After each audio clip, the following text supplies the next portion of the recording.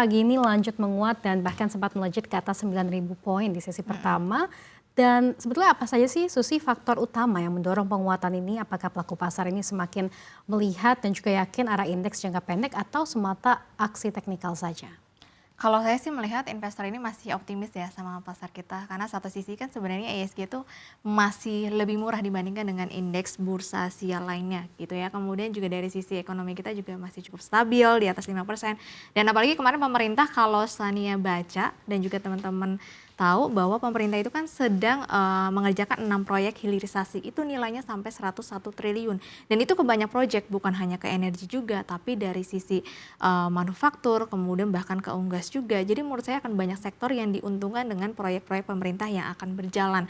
Kemudian juga pemerintah mau bangun lagi nih tekstil kita. Tekstil kita diestimasikan akan investasi sebesar 6 miliar US dollar. Dan ini kan akan menjadi kabar yang baik. Makanya kalau teman-teman lihat pada perdagangan hari ini, di mana saham-saham tekstil itu mencatatkan, bahkan ada yang mencatatkan auto rejection atas ARA gitu ya, dengan kenaikan yang cukup tinggi beberapa emiten. Dan juga nikel ya, perlu diketahui beberapa emiten di komoditas terutama energi itu beberapa akhir ini selalu mencatatkan kenaikan, termasuk emas. Cuman sayangnya menjelang closing sesi 1 hari ini emas sudah mulai loyo, tapi secara harga untuk SIU kan kemarin mencetak level tertinggi baru ya 4.600-an. Jadi menurut saya dari sisi komoditi, kemudian tadi proyek-proyek hilirisasi pemerintah dan juga tekstil ini kan lagi digenjot sekali sama pemerintah. Nah makanya hal ini mendorong investor itu balik lagi ke tanah air.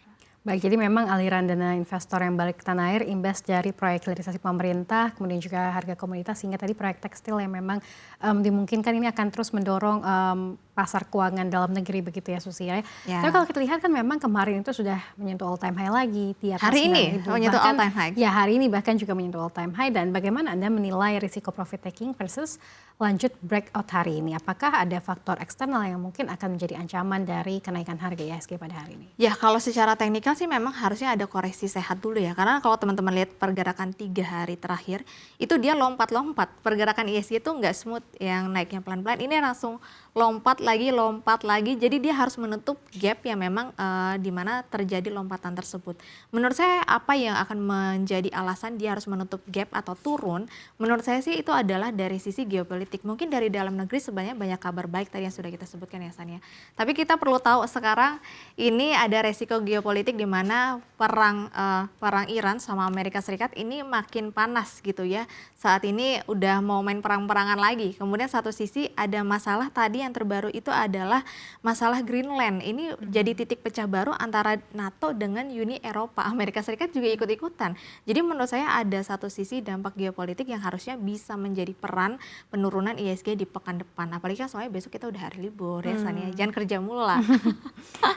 Oke, baik. Nah, di sisi lain Susi berarti memang kita lihat arus geopolitik dan segala sentimen geopolitik ini masih juga bisa menerjang pergerakan IHSG, dan mungkin tadi akan ada koreksi tipis begitu ya. Sehat aja sih. Koreksi sehat. Nah, kita lihat yang menarik hari ini saham-saham Bank Himbara seperti BBNI, BBRI dan juga BMRI terbang begitu. Ini sebetulnya apa sih Susi yang menjadi katalis fundamental di balik rally ini?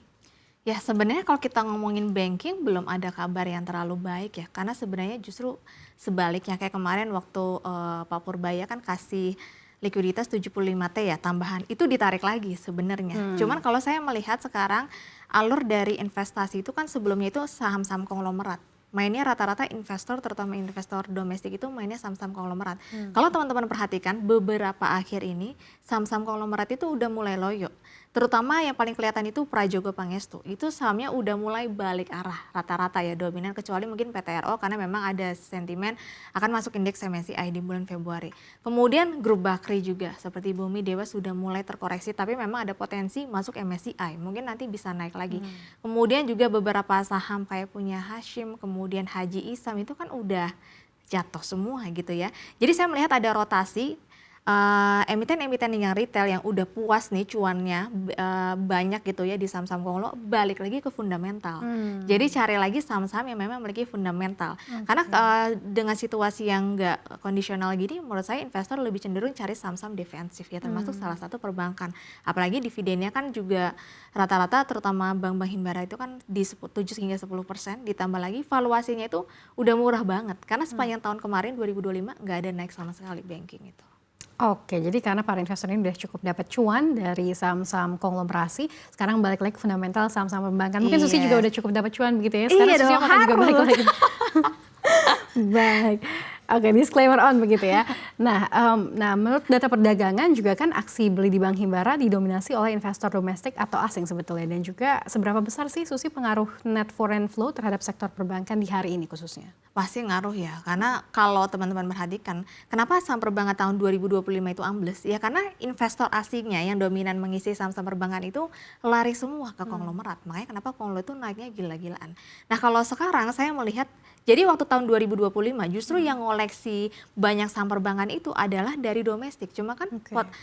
kekuatan domestik itu nggak sekuat dengan kekuatan investor asing. Karena perlu diketahui market cap dari bank itu adalah paling besar, jadi yang bisa menopang ISG juga gitu istilahnya. Jadi menurut saya yang sekarang di mana kemarin investor retail, sekarang investor asing justru yang balik lagi ke perbankan. Cuma menurut saya apakah potensi perbankan bisa lanjut naik tahun ini, menurut saya harus ada injeksi-injeksi dan juga kebijakan pemerintah. Mungkin salah Oke. satunya pemerintah atau Bank Indonesia kembali menurunkan suku bunga. Jadi biar soalnya sekarang ya Sania kita ngomong kayak tadi likuiditas itu diambil lagi.